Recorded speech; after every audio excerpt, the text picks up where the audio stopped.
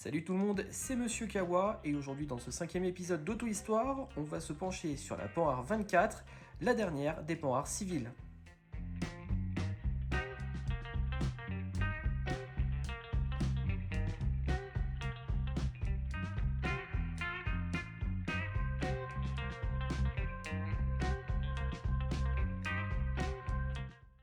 Louis-François-René Panhard, que j'appellerai René pour simplifier, vient d'une famille de carrossiers et de loueurs d'hippomobiles, des voitures à cheval en fait. Après avoir fait l'école centrale, il va rejoindre en tant que cadre l'entreprise de Jean-Louis Perrin, la société Perrin, spécialisée dans la fabrication de machines pour travailler le bois, dont les scies à ruban. En 1864, Jean-Louis Perrin et René Panhard s'associent pour créer la Perrin-Panhard et compagnie, elle aussi une usine de scies à ruban et de machines à bois. En 1872, René Panhard contacte son camarade de classe de l'école centrale, Émile Levasseur, qui intègre la Perrin-Panhard et compagnie et monte à 10% dans le capital de l'entreprise. Avec le décès de Jean-Louis Perrin en 1886, l'entreprise se renomme tout simplement Panhard et Levasseur.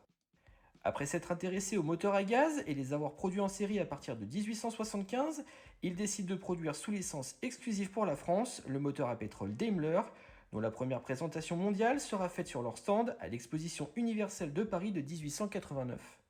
Ils fourniront des moteurs à Armand Peugeot et vendront d'ailleurs la première Peugeot, qu'ils avaient mise au point à sa demande car le moteur fonctionnait mal, à un Suédois en juin 1891. La production en série de Panhard débute, elle, en novembre 1891, peu avant celle de Peugeot. Marque innovante, on peut citer l'invention de l'allumage par incandescence ou encore les moteurs sans soupape.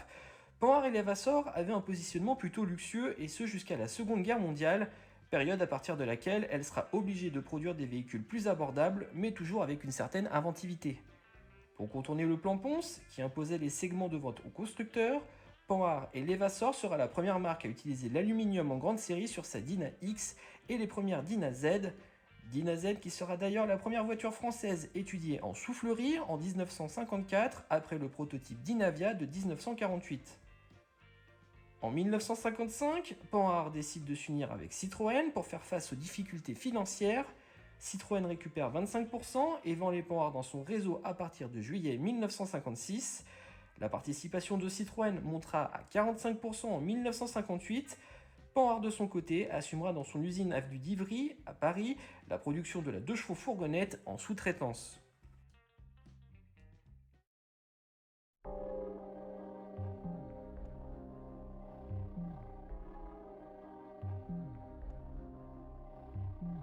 Après le lancement de la PL17 en 1959, Panhard s'intéresse déjà à l'étude d'un nouveau modèle pour étoffer la gamme.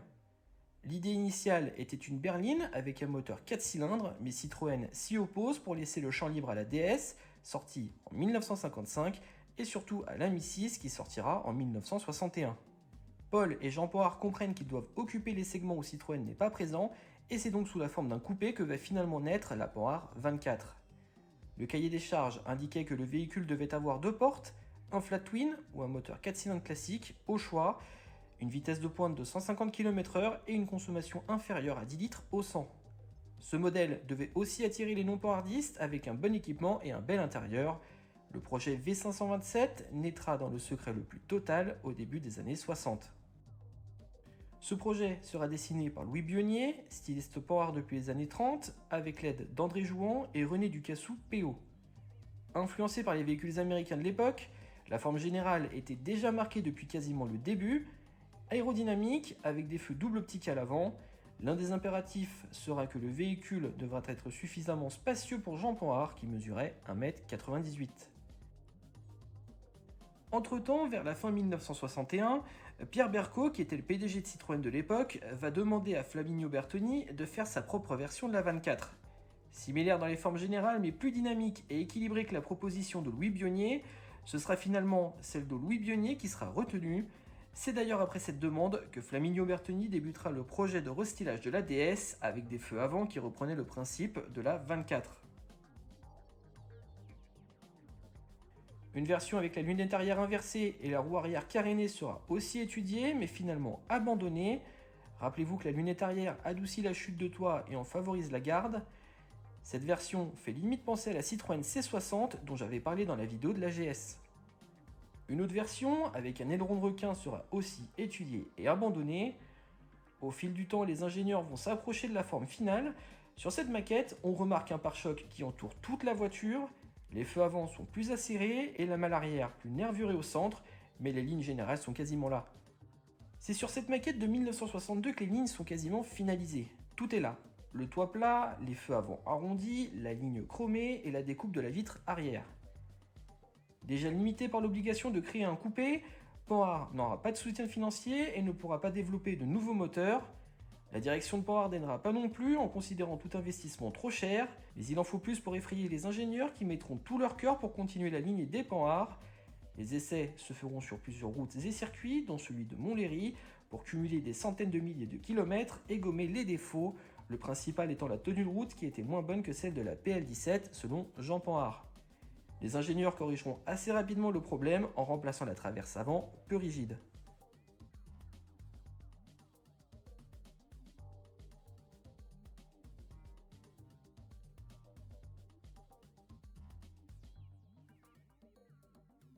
La présentation officielle à la presse se fera le 24 juin 1963 dans la roseraie de Truffaut, 40 avenue de Paris, à Versailles. Roland Peugeot, invité à l'époque au lancement, était agréablement surpris par le résultat final avec le peu de moyens accordés à Panhard et ses ingénieurs. Les potentiels acheteurs et curieux la verront au Salon de l'Auto de Paris en octobre 1963. Nommé ainsi en référence aux 24 heures du Mans, auquel Panhard a participé pendant de nombreuses années avec plusieurs victoires en indice de performance, les 24 C et CT sont fabriqués à Paris, avenue de la Porte d'Ivry. Trois objectifs étaient recherchés sur ce modèle. Le premier est l'aérodynamisme avec un véhicule plutôt bas et effilé pour compenser la puissance un petit peu juste du moteur et limiter la consommation. Le deuxième est le confort avec un traitement plutôt luxueux. Et la troisième est la sécurité avec des solutions plutôt intelligentes pour l'époque, le tout devant être économique à l'usage. C'est donc un coupé 2 portes avec un toit plat équipé de flèches tubes en acier qui sont cachées dans les montants pour rigidifier le toit en cas de retournement du véhicule. La caisse autoporte soudée, fabriquée par le carrossier Chausson, participe d'ailleurs à la résistance du véhicule en étant ultra rigide, bien aidé aussi par les plis de carrosserie. À l'avant, on retrouve un capot plat qui peut s'ouvrir sur 2 niveaux, soit la partie centrale, comme un capot conventionnel, soit toute la partie avant en retirant les vis, ce qui permet un accès aisé au moteur sous tous les angles. La signature de la 24, ce sont surtout ces feux double optique. Développés par Cibier, ils se caractérisent par 2 optiques fixes qui sont placées derrière une vitre. En mode croisement, seuls 2 projecteurs sont allumés et en mode route, ce sont les 4 qui sont allumés, augmentant la visibilité. Flaminio Bertoni essaiera d'adapter le même système sur la DS, mais décédant entre-temps, c'est Robert Opron qui finira l'adaptation sur la version restylée de 1967, avec un système Cibier où l'optique externe est fixe et l'interne tourne avec la direction. Le pare-choc enveloppant est en inox avec une entrée d'air intégrée. Louis Bionnier voulait installer des pare-chocs en plastique, mais Jean Panhard a préféré les pare-chocs inox plus élégants et simples à réparer. Un joug chromé vient entourer la caisse et souligner toute la surface vitrée, et à l'arrière, les feux horizontaux sont plutôt fins et débordent sur les ailes, mais restent protégés par la malle de coffre enveloppante. L'intérieur, en plus d'avoir une excellente visibilité grâce au montant fin, est très bien fini pour l'époque. L'équipement est plutôt conséquent selon le modèle choisi, avec les sièges réglables en hauteur, longueur et inclinaison. On peut aussi avoir la banquette arrière rabattable, le miroir de courtoisie rétroéclairé, un thermomètre sur la trappe de la boîte à gants ou encore le volant réglable en profondeur sur 3 cm mais à réaliser uniquement en garage vu qu'il faut démonter le volant. Le volant justement, il est de forme ovale pour dégager un peu la vue du conducteur et la partie centrale est capitonnée pour protéger la tête du conducteur contre les chocs. On remarque aussi un système de lumière au bout des accoudoirs de portière qui est connecté au feu de position et s'allume lors de l'ouverture de la porte pour être vu en conditions de basse luminosité. Le système de chauffage est lui un petit peu particulier. L'air entre par les grilles d'entrée situées en dessous du pare-choc avant et est acheminé jusqu'au cylindre. C'est là qu'il sera réchauffé avant d'être renvoyé vers l'habitacle. Ensuite, une canalisation qui entoure l'habitacle permettra de répartir l'air chaud. L'air peut donc être dirigé vers le pare-brise avant, la lunette arrière ou encore les passagers grâce à une molette sur le tableau de bord. Dernier détail, la roue de secours est placée dans un espace protégé, sous le coffre, ce qui empêche la roue de secours de se salir.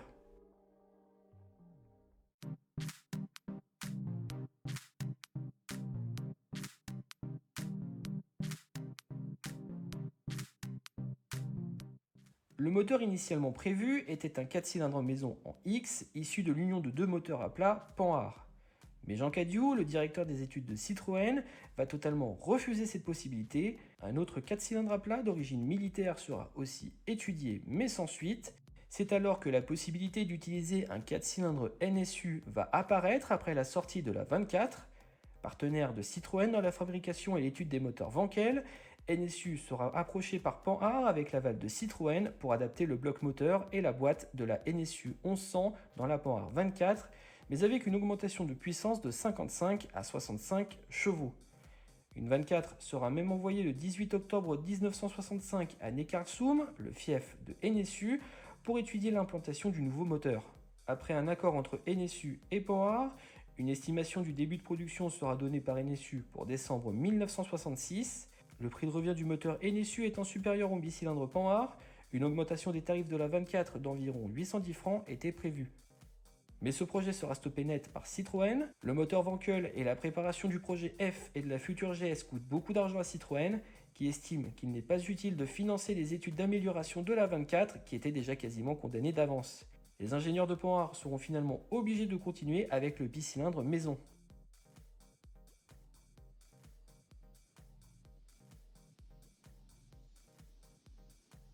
Dans tous les cas, le moteur utilisé est donc un bicylindre à plat de 848 cm3 qui dérive de la Dyna et de la PL17.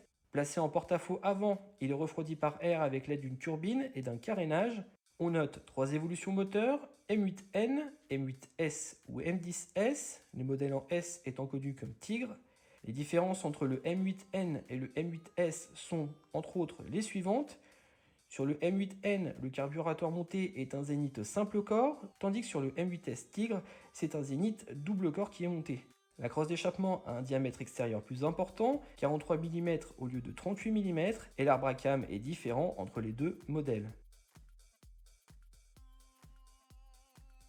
Le M8N développe 42 chevaux DIN ou 50 chevaux SAE à 5250 tours minute et un couple de 67 Nm à 3000 tours minute. Sa vitesse de pointe est de 140 km/h sur les C et 135 km/h sur les B.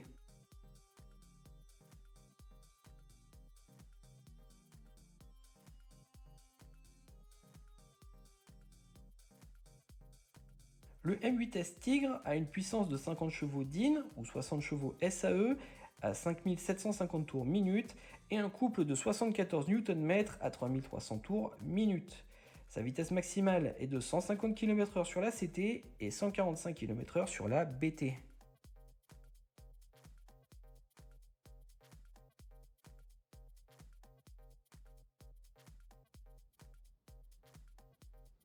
À partir de 1965, le M8S laisse place au M10S. L'admission d'air et l'échappement sont modifiés, ce qui permet un meilleur remplissage des cylindres et une sortie des gaz d'échappement plus rapide, améliorant les performances par rapport au M8S. Sa puissance est de 50 chevaux DIN ou 60 chevaux SAE à 5800 tours minute. Son couple est de 78 Nm à 3650 tours minute. Avec un quatrième rapport plus long qu'avant, la vitesse de pointe passe à 160 km/h. Ce moteur sera uniquement monté sur la version CT. Ces bicylindres sont épaulés par une boîte 4 rapports avec un étagement plutôt long pour favoriser la vitesse de pointe sur le plat, rendant la 24 un petit peu paresseuse, voire poussive en côte. Les rapports sont en revanche un peu plus courts sur le M8N pour compenser le manque de puissance. La consommation moyenne annoncée par le constructeur est de 6 litres au 100.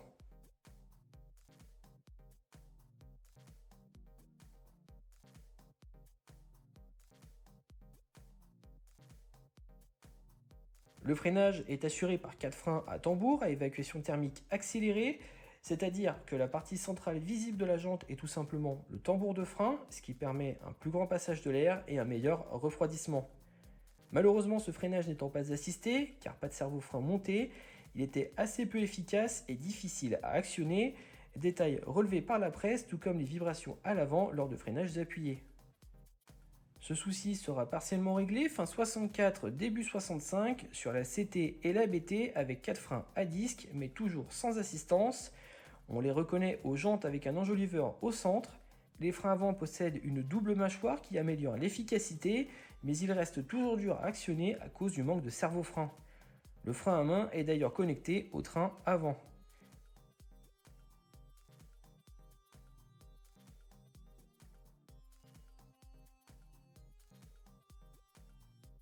La suspension avant est indépendante avec deux ressorts à lame transversale superposés et amortisseurs télescopiques.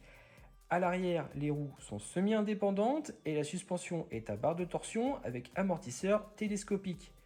Le comportement du véhicule est exemplaire et même salué par la presse, avec un amortissement plutôt doux sur revêtement mauvais, et malgré son gabarit, son rayon de braquage de 4,50 m lui permet de se faufiler en ville avec aisance.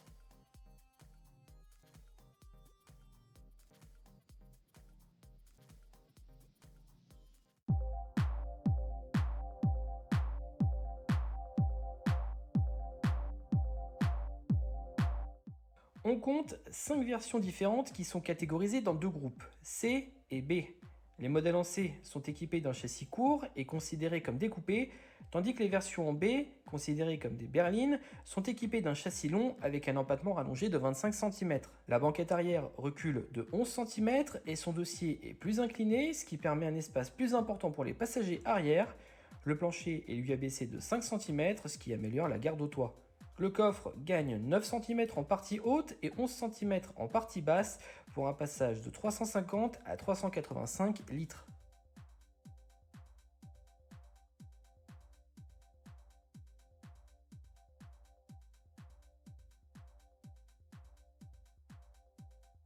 Fabriqué entre 1963 et 1964 à 1623 exemplaires et plutôt typé ville, la 24C montre un compteur linéaire repris de la PL17 et une sellerie en velours de nylon. La banquette arrière est typée confort avec un rembourrage plus épais. Elle est équipée du moteur M8N et son poids est de 835 kg. Son prix de lancement était de 10 400 francs.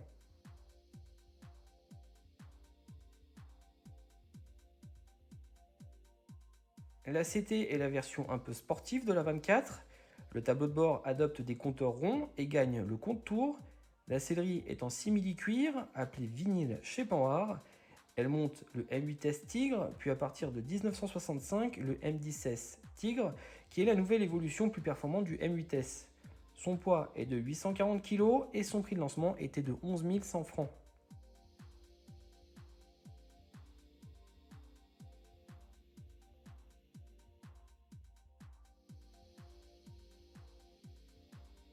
Lancée au Salon de l'Automobile de Paris de 1964, la B est donc la version rallongée de la 24C. Étant l'entrée de gamme des châssis longs, l'équipement est moins complet que la 24C, avec par exemple le chauffage récupéré de la PL17B. Elle est aussi équipée du moteur M8N et des tambours à évacuation thermique accélérée.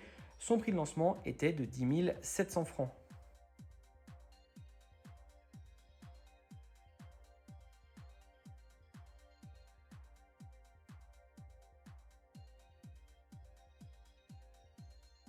La 24BT est la version rallongée équivalente de la CT.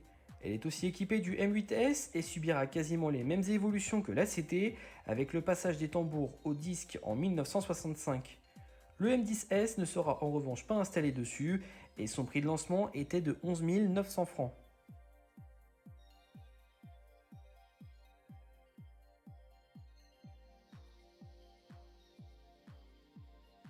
Apparue en 1965 pour contrebalancer la baisse des ventes de la 24, la BA est une version ultra dépouillée placée un cran en dessous de la B. Le moteur est le M8N et les aménagements et le luxe à l'intérieur ont disparu pour contenir le prix et la placer sous la barre des 10 000 francs. On remarque la présence d'un seul compteur rond ou l'absence de trappe de boîte à gants. Certaines garnitures de l'habitacle viendront de chez Citroën, tandis que le moteur subira quelques modifications pour améliorer la fiabilité. C'est aussi la première 24 à adopter une plaque mine automobile Citroën. La BA, reconnaissable extérieurement à l'absence de prise d'air sous le pare-choc avant, sera un échec, trop différente de la vision qu'avaient les potentiels acheteurs de Panhard qui ne comprennent pas vraiment son positionnement. Elle sera stoppée en 1966 après seulement 161 exemplaires.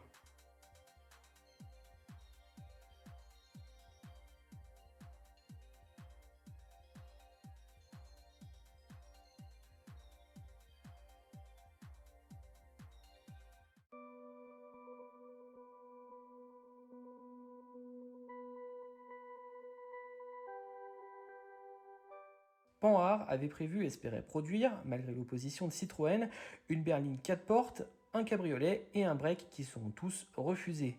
Mais deux projets importants sont à mettre en avant. Le premier est la 24 CTDS qui date de 1967. Il va en exister deux versions. La première, qui est immatriculée 5269 UP75, est celle qui est encore visible au conservatoire Citroën. C'est la version la plus simple des deux, avec un moteur 4 cylindres de 2175 cm3 de la DS21 qui offre 123 chevaux SAE et après une modification de celle-ci, 130 chevaux SAE. Elle est épaulée par une boîte 4 rapports et n'a pas de direction à rappel asservie d'e-Ravi. Sa vitesse de pointe est de 200 km/h. La deuxième aura elle droit à un 4 cylindres exclusif de 1987 cm3 avec deux arbres à cam en tête et deux carburateurs Weber double corps. Épaulée par une boîte 5 rapports, la vitesse de pointe augmente légèrement pour atteindre les 208 km/h et il semblerait que ce modèle soit équipé de la d'e-Ravi. Dans les deux cas, la base et la suspension hydropneumatique sont récupérées de la DS, ce qui implique un raccourcissement du châssis de 50 cm et un allongement des ailes avant et du capot de quasiment 33 cm. Des sorties d'air seront d'ailleurs aménagées sur le côté des ailes avant qui ont été aussi élargies. L'arrière lui ne change quasiment pas, le seul détail étant la double sortie d'échappement. La longueur totale est de 4,59 m et la largeur de 1,27 m. L'empattement, lui, est de 2,63 m.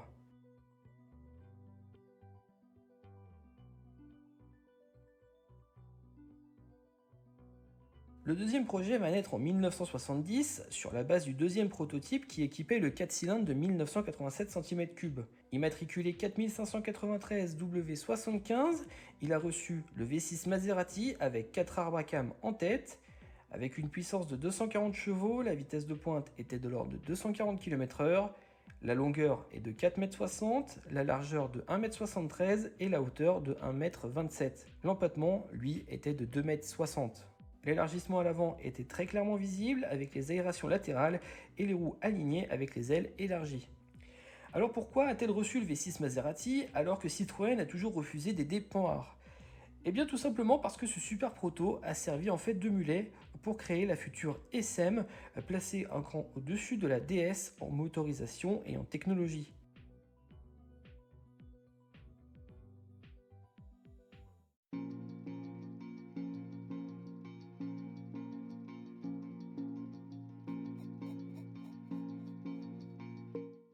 La carrière de la 24 a été extrêmement compliquée, de sa gestation et production jusqu'à sa vente. La première critique de la presse concerne le moteur, qui était plutôt bruyant, manquait de réactivité et de souplesse.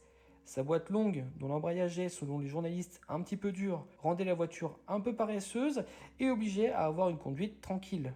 Le moteur prenant son régime seul, il faut avoir le pied léger sur l'accélérateur pour avoir une bonne accélération. Néanmoins, les performances ne sont pas à la hauteur de la ligne, même avec le M10S de 60 chevaux. On peut aussi rajouter un entretien plus strict, pas de filtre à huile mais un système centrifuge qu'il faut nettoyer tous les 50 000 km et qui a tendance à se boucher par exemple, ou encore une vidange tous les 3000 km, et une fiabilité trop dépendante du type de conduite du propriétaire pour comprendre qu'il était préférable de bien connaître Panhard pour l'utiliser.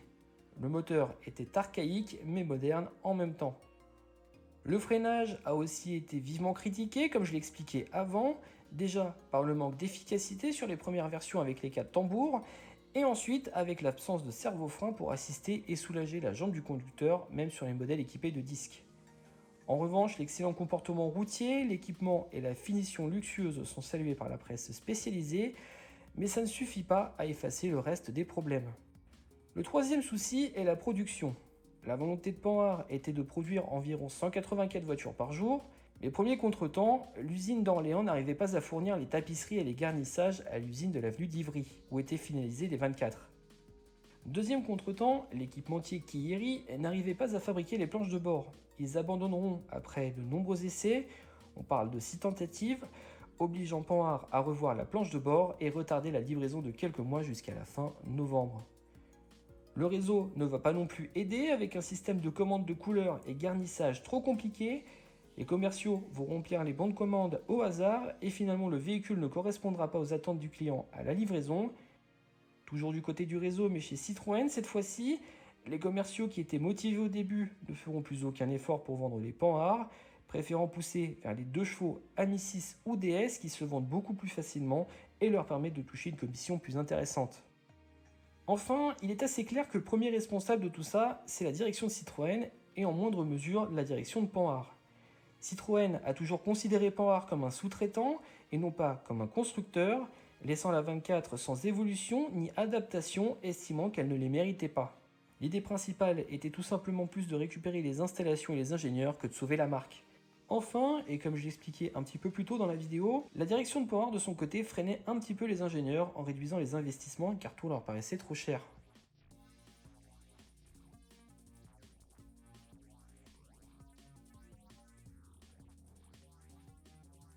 Les ventes de la 24 sont plutôt bonnes les premiers mois, probablement grâce à l'effet de nouveauté, ce qui pousse les ingénieurs à continuer le développement pour effacer les défauts remontés par la presse et la clientèle. Mais les ventes vont chuter après ces quelques bons mois. Elles s'effondreront même de 60% entre 64 et 65. Après la fin de la PL17 en janvier 65, la 24 est la seule voiture de la gamme Panhard. La version BA, créée pour étendre la gamme vers le bas, n'y fera rien. La Citroën absorbe totalement Panhard en 1965. Les ventes de la 24 chuteront à 5224 voitures en 66 et 2456 en 67. La dernière 24, une B de couleur bleue, sortira des chaînes le 20 juillet 1967 après 28 651 exemplaires. Enfin, c'est le 20 août 1967 que Panhard annonce l'arrêt de son activité automobile de tourisme via communiqué de presse, précipitant aussi la fermeture de l'usine de Bruxelles qui assemblait les Panhard pour le marché belge et luxembourgeois. Citroën s'engage à reprendre le personnel de Panhard, mais certains cadres quitteront le navire. Louis Bionnier, le styliste de Panhard, restera quelque temps chez Citroën pour finaliser la Diane. L'usine de l'avenue d'Ivry, elle, conservera la production de la 2 chevaux fourgonnette et de la Méhari jusqu'en 1970. Panhard continuera son activité du côté militaire. Rachetée par Overland en 2005 et renommée Panhard General Défense, elle sera revendue à Renault Trucks Défense, propriété de Volvo, en 2012 et sera absorbée par Arquus, le nouveau nom de Renault Trucks Défense, en 2018, scellant sa disparition définitive.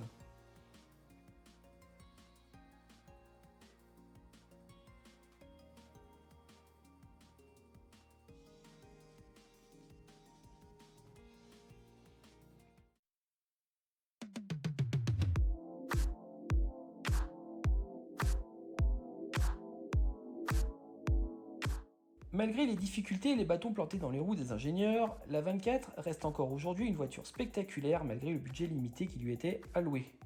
Quasiment inexistante à l'étranger, elle fermera la formidable lignée de Panhard avec les honneurs, suscitant même une certaine envie des ingénieurs de la maison mère Citroën. Si vous voulez plus d'informations sur la Panhard 24, je vous invite à visiter le site Panhard Racing Team avec des explications techniques et historiques ultra complètes. Il sera en description avec des liens vers les revues techniques que j'ai trouvées sur le net et qui vous permettra de mieux comprendre la structure du moteur et ses spécificités. Je vous remercie d'avoir visionné la vidéo, n'hésitez pas à liker et à partager, et moi de mon côté je vous dis à bientôt.